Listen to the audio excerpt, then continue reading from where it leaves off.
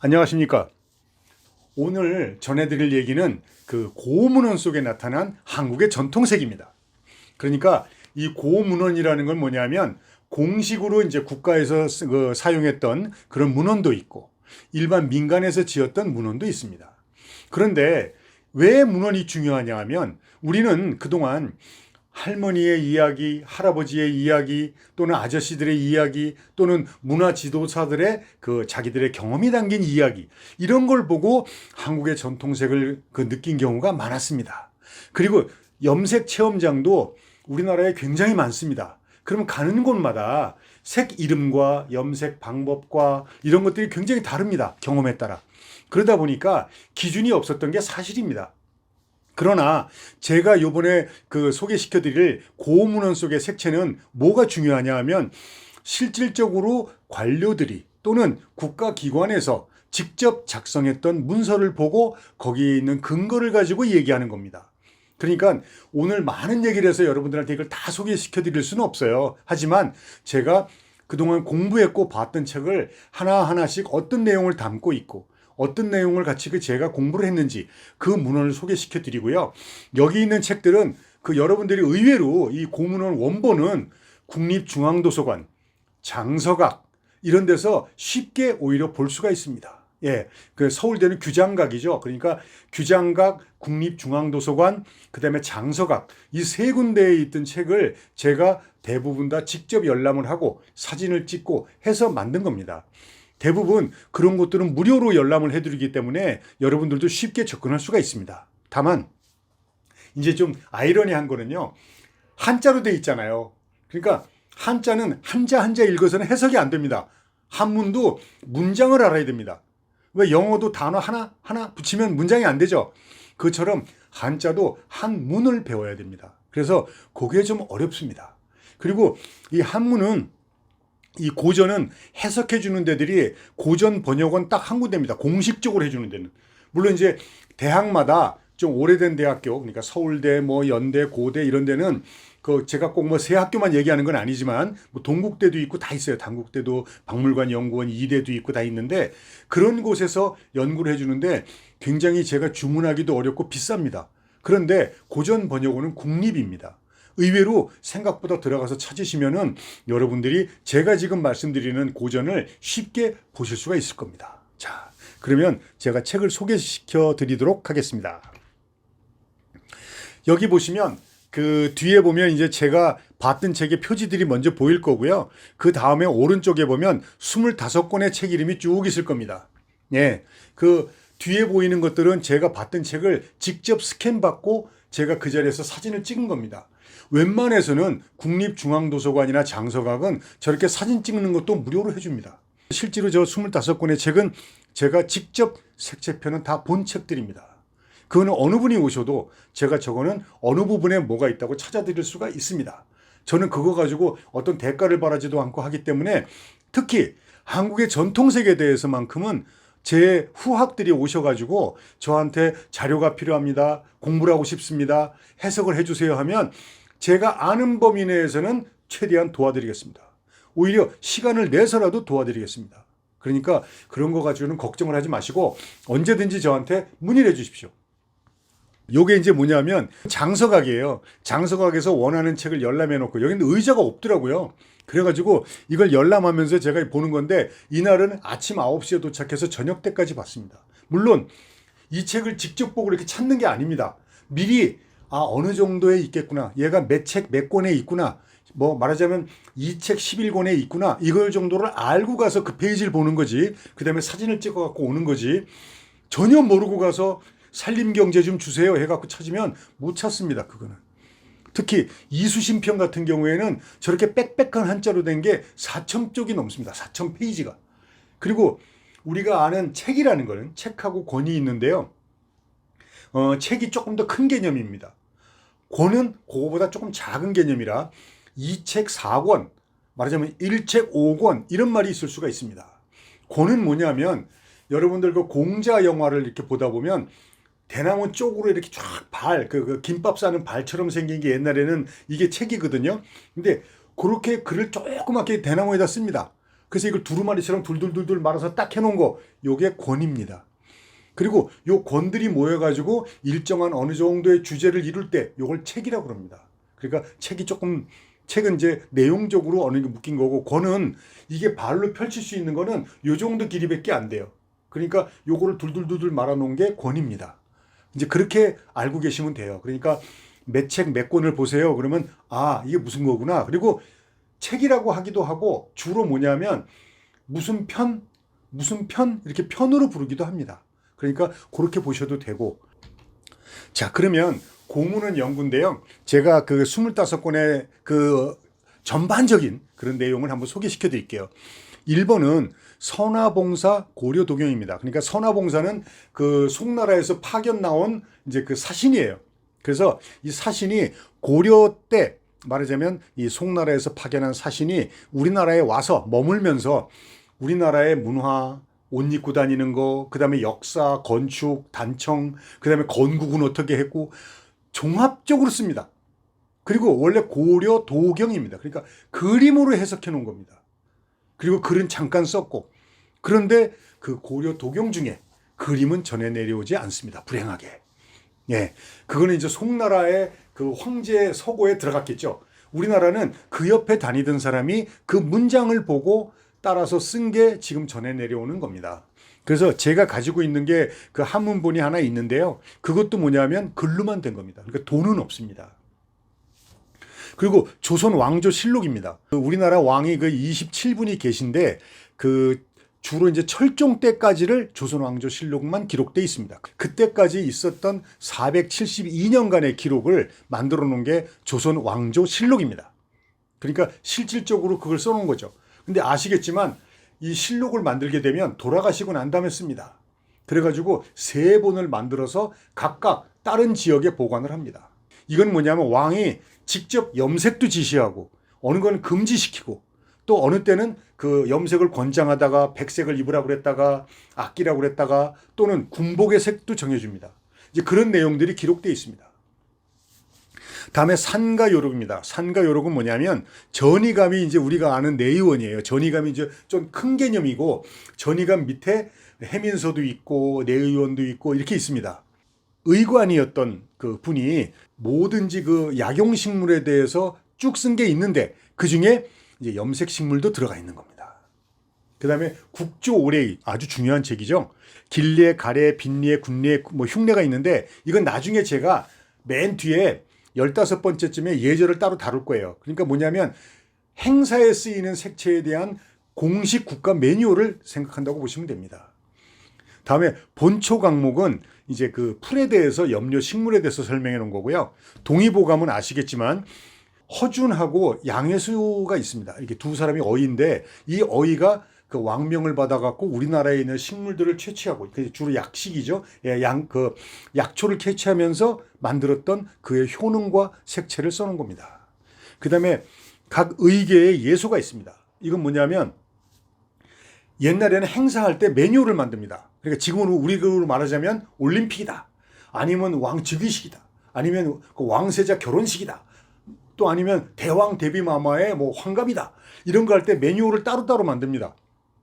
그럴 때 거기에 뭐 상위에 올리는 것은 무슨 색은 어디다 놓고 또 왕세자 탄신 때는 오색실은 어디다 놓고 뭐 이런 걸 해놓은 게 있습니다. 청공괴물이라는 거는 지금으로 말하자면 조달청 조달 물품 대장입니다. 그러니까 국가에 무슨 물품을 납품할 때 어떻게 납품했던 그런 기록들을 해놓은 겁니다. 그래서 참 재밌습니다. 다음에 이제 여러 가지 책이 또 있는데요. 여기서 해석할 건 아니고 나중에 또 더 재밌는 게 있는데 계자원화전. 이거는 뭐냐면 청나라 때 이제 사람들이 그 화가들이 유명한 화가들이 남긴 그 물감 제법입니다. 그러니까 물감이라고 그러면 어마어마한 색깔 이름이 많이 나오잖아요. 그러니까 말하자면 가을에 나뭇잎이 어두워져 갈 때는 무슨 색을 써라. 그 다음에 여름에 물이 흐를 때는 그 물은 무슨 색을 써라. 이렇게 해서 그 색 이름을 많이 해놓은 겁니다.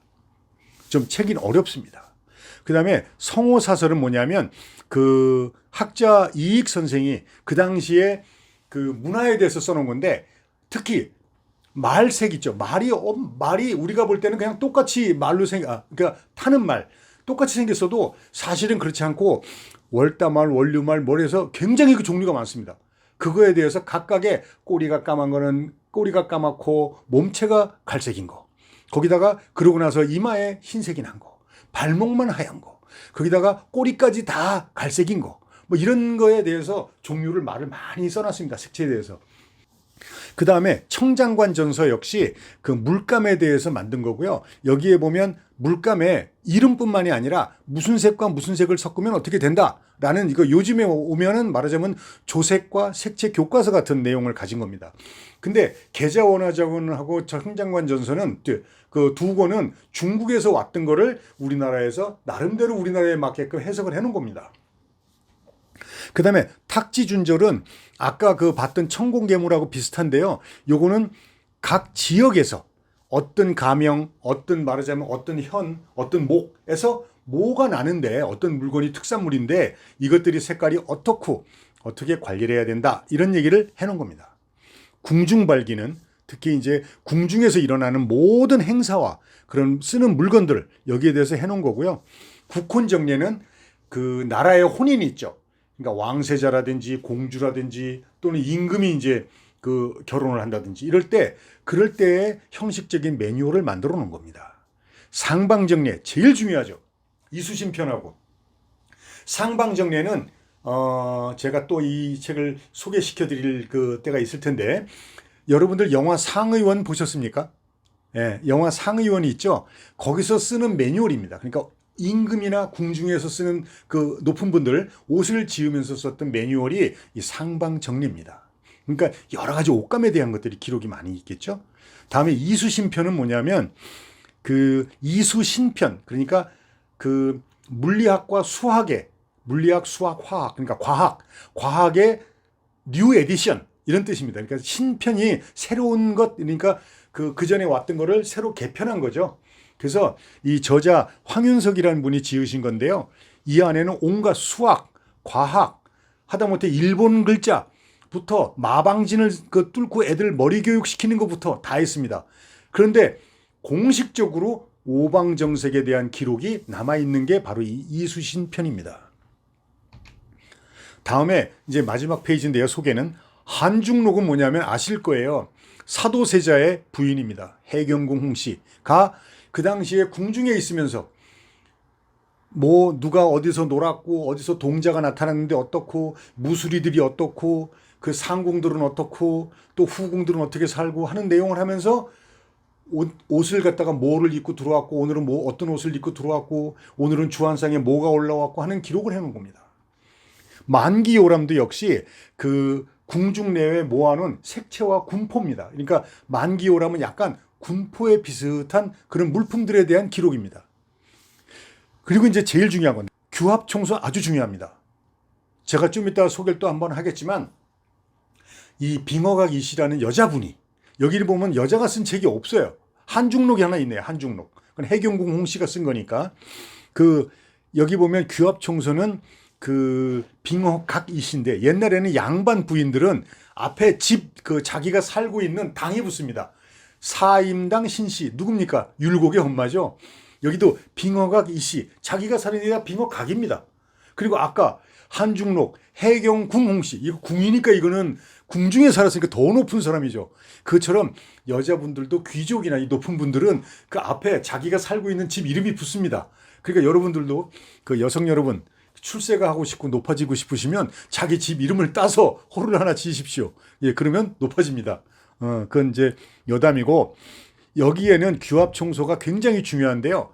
옷을 짓는 법, 하다못해 아이 달래는 법, 그러니까 엄마가 생활하면서 할 수 있는 거, 그러니까 요리법, 술 담그는 거, 남편 술 깨게 하는 거, 게다가 옷 짓는 법, 염색하는 법, 어떻게 염색을 해야 잘 된다는 아주 세세한 매뉴얼이 있습니다. 그러니까 어느 정도 수준이냐면 한여름날에 구더기가 버글버글 끓을 때까지 충분히 올라오거든 거품이 이거를 거두고 물을 내리면서 주르륵 소리가 어떻게 들려야 제대로 물감이 된 거다라는 어떻게 보면 추상적이고 인문적으로 그냥 진술을 하는 것 같지만 사실은 굉장히 과학적인 얘기입니다. 그게.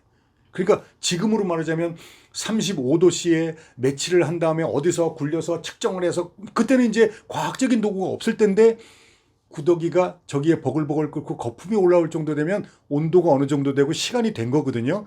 그럴 때 걷고 나서 이걸 주르륵 흘려서 어떤 소리가 들리거든. 그러니까 농도를 얘기하는 거죠.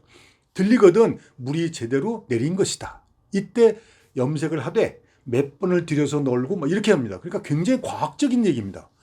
이분의 남편은 그 서유본입니다. 그리고 동생이 시동생이 서유구입니다. 두 분 다 판서를 지낸 분입니다. 그러니까 지금으로 말하자면 남편도 장관, 시동생도 장관인 집입니다. 그러니까 온갖 그 물품을 많이 들여서 했겠죠. 그 다음에 임원 16지라고 있는데 요게 바로 그 서유구가 아까 좀 전에 설명했던 빙어기 씨의 시동생입니다. 그리고 나서 쭉 내려오다가 악화께 보면 악기의 색채를 말하는 겁니다. 의외로 악기의 색채가 그 우리나라는 그 문묘 재래악을 하잖아요. 거기에 보면 어떤 옷을 입고 어떤 악기를 하는데 이건 무슨 색을 칠하고 옷을 몇 번 하고 이건 황칠을 하고 자세히 기록이 되어 있습니다. 그 이 페이지를 여러분들이 잘 보셨으면 좋겠는데 고문헌 25권에 나타난 생명 중에 총 252색이 있습니다. 그러니까 고문헌 25권에 제가 색만 찾았어요. 그냥 그랬더니 252색이 나옵니다. 이 중에서 의미가 비슷하게 중복이 되는 거, 그 다음에 생각보다 가치가 높은 것들, 그리고 이왕이면 국가에서 지은 매뉴얼에 가까운 색들을 하다 보니까 139개가 나옵니다. 그게 바로 여기 있는 표의 오른쪽에 있는 색들입니다. 이 오른쪽에 있는 색표를 여기서 메모를 하실 건 아니고 제가 좀 보여드리지만 이거를 혹시 필요로 하시면 제가 요거를 그 팜플렛 같이 만들어 놓은 게 있어요. 그거는 저희 연구소로 오시면 제가 요 그 팜플렛 정도는 드릴 수가 있습니다. 예. 그러니까 요 표를 잘 보시면 됩니다. 그 문헌에 그 25권에 나타난 그 색들입니다. 자, 그 본문 내용을 아까 설명드렸지만 다시 한번 설명드리면 요게 세종장헌대왕 실록입니다. 그러니까 아까 왜 그 왕조 실록이 있다고 그랬잖아요. 근데 보면 세종대왕의 정식 그 명칭이 세종장헌대왕입니다. 여기 보면 저 빨간 줄이 그어져 있는 게 무슨 뜻이냐면요. 이제 그 영의정이 아래입니다. 지금 쪽빛이 없어갖고 쪽을 너무 그것만 하다 보니까 농사도 잘 안 되고 그 독성이 강하다 보니까 일일이 파란색으로 군사들의 옷을 입히기 어렵습니다라고 물어봅니다. 그랬더니 세종대왕이 그래 황토색은 불길하고 중국에서도 안 좋아하고 또 근자에 이르러 도홍색은 여성의 색이라고 하니 유청색, 다할색 이런 색이 어떠냐. 그러니까 좀 변형된 색을 얘기하는 거죠.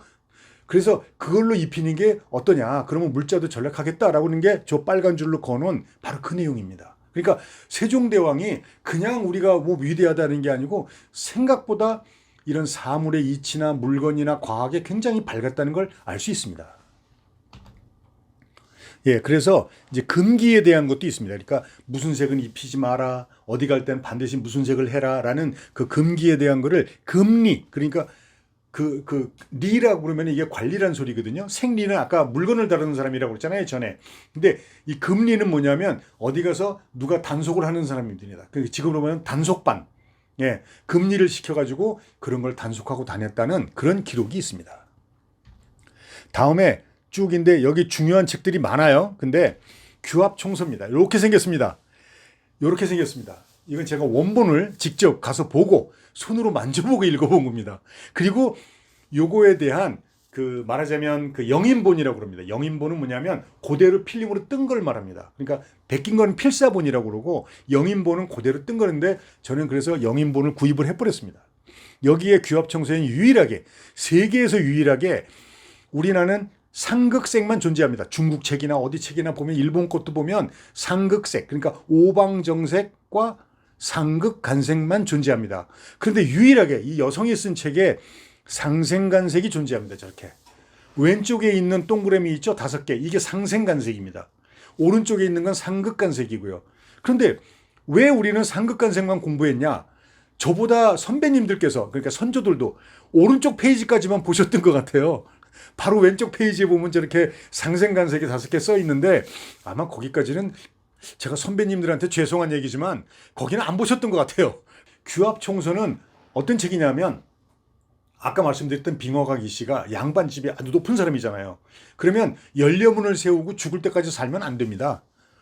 남편을 따라 가야지 진짜 연료입니다. 그런데 이제 자살을 하고 그러면 큰일 나죠. 그러니까 곡기를 끊습니다. 그리고 씻지도 않고 가만히 방 안에 누워 있습니다. 그러다 갑니다. 이분도 마찬가지로 그렇게 갔습니다. 그런데 규합총서라는 이 책을 빙허각 전석을 해서 많이 썼습니다. 근데 이때 이분이 워낙 전국적으로 유명하고 장관 부인인데 또 겸손해갖고 책도 많이 나눠주니까 전국에서 돈을 들고 베끼러 옵니다. 그래서 많이 베껴갔습니다. 그냥 워낙 책 내용이 좋으니까 그 가정을 이 책만 보면 요리도 할 수 있고 옷도 만들 수 있고 뭐 다 하니까 그랬는데 돌아가시기 전에 남편이 돌아가시고 혼자 있을 때 책을 다 갖고 오라고 합니다. 내가 그동안 썼던 책을 다 가져와. 나 그냥 내가 있던 흔적 없애버리고 곱게 갈래. 다 갖고 왔습니다. 불태웠습니다. 그런데 왜 우리 숙제해 갖고 오라고 그러면 안 해오는 사람들 있잖아요.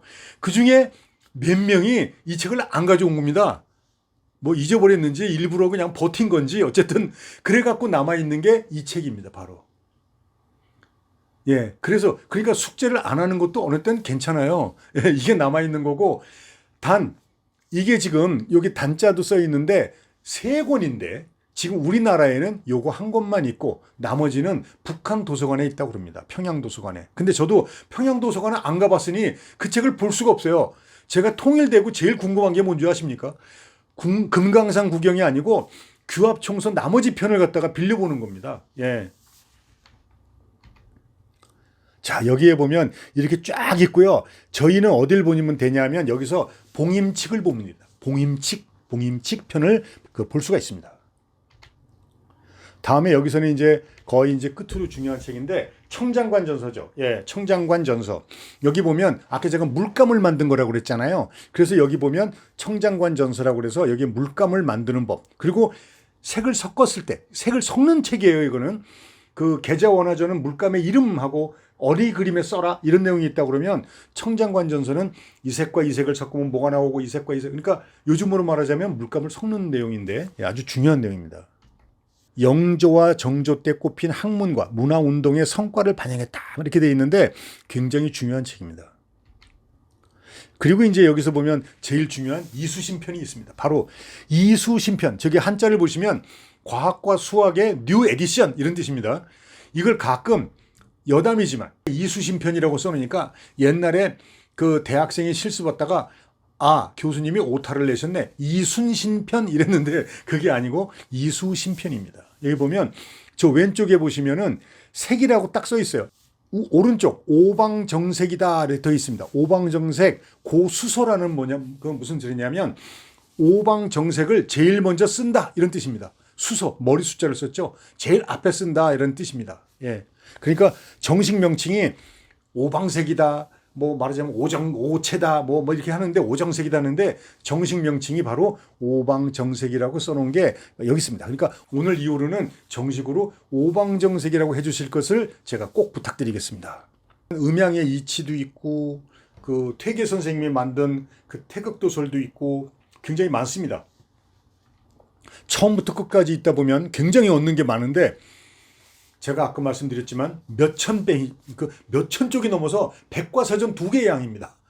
그래서 한 3년 걸렸던 것 같습니다. 근데 좋은 점도 있어요.